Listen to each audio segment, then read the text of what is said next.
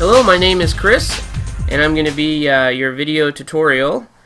And in this tutorial, what we're going to do is we're going to configure our PLC to communicate with our sign. We're going to do some basic configuration here.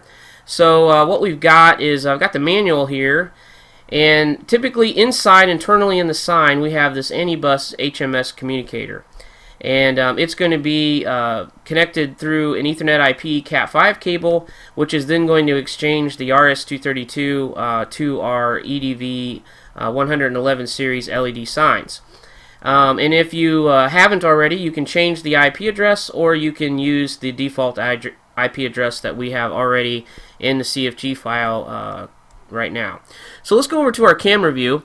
And basically what we have here is we've got a CompactLogix L32E PLC, and I have the communicator device exposed just for video clarity, and we've got the two Cat5 cables connected to a switch, and these two guys are on the same subnet. So we've got 192.168.1.10 on the PLC, and then .11 on the AnyBus communicator. So then over here on the PC side, I have a .51. So we can go ahead at this point and bring up DOS once again, just to verify that we have the communication to our PLC, and as well as our AnyBus communicator, which I'm going to use the up arrow and then change it to .11, and we're talking to our AnyBus communicator at this point. So what we want to do next is we basically want to configure our PLC project to communicate with our AnyBus.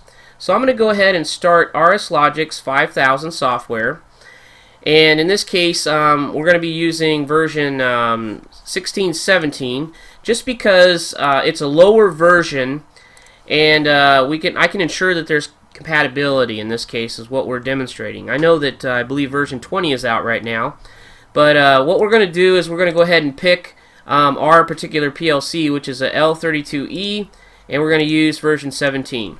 And in this case, I'm going to call this, I'm going to start a new project, and I'm just going to call it project, or I could call it my project, let's say. And I'm going to browse, and I'm going to go ahead and put it on the desktop is where I'm going to put that. Okay. Now, let's go back over to the camera view, and what you'll notice is that my PLC is actually on. And my communicator, I have some status lights here, and right now I've got some blinking lights on the top, and which means that we are not basically communicating between the PLC and the AnyBus communicator yet. So in order to basically fix that, what we're going to do is we're going to configure what's called a generic Ethernet module between the PLC and the AnyBus communicator. So right now I don't have any I/O on my particular CompactLogix. It's just a processor only.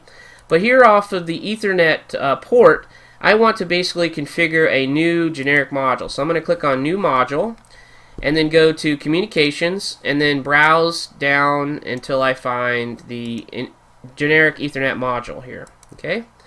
So once I get that, this is where I would put in the appropriate information to talk to the AnyBus communicator. Now in this case I'm going to go ahead and give it a name, which is LED sign. Now this is an important name because these are going to be the names that are going to show up in the controller tags over here under your tag browser. Okay, and you could put a descriptor in here if you like. You could put in there, you know, LED sign, and maybe you have multiple signs, but you could put, you know, sign 01, or you could just put LED sign, or whatever you want. As far as COM format, now this is very important. What we want to select here is data single integer registers. Okay, and that's basically the COM format that we have configured when we downloaded that CFG file earlier. And then the other thing that's important is to go ahead and put the IP address of the actual communicator device. And in this case, it's 192.168.1.11. And our input and output information is just 100, and we're going to be exchanging 32 bytes of input, and then our assembly instance 150, and we're actually going to be exchanging the full 496 bytes output with one assembly instance, but we're not actually going to send any bytes that way. So we'll go ahead and click OK in this case, and we can set up an RPI if we like. We could slow this down. Actually, 10 is probably overkill, but we'll go ahead and leave that at 10 and just say OK in this case. Okay. So then now what we're going to be doing next is we're going to go ahead and just download this project as a blank project because really we don't have any ladder logic. I'll go ahead and delete that empty rung there. And then I'll go ahead and configure RS links. Now in this case I have links running already, and I configured an Ethernet IP driver, and I can see both of my devices. And since I don't have an EDS file installed in RS links, the Anybus communicator just shows up as a question mark, which doesn't really hurt in this case. But I am communicating through Links Classic, so it's running. So now really all I need to do is just select the appropriate path, and in this case I'll go ahead and select that path right there. And then now at this point, once the path is determined, I can go ahead and do a download in this case here. So I can go to communications and download to the PLC. And I'll go ahead and down my project.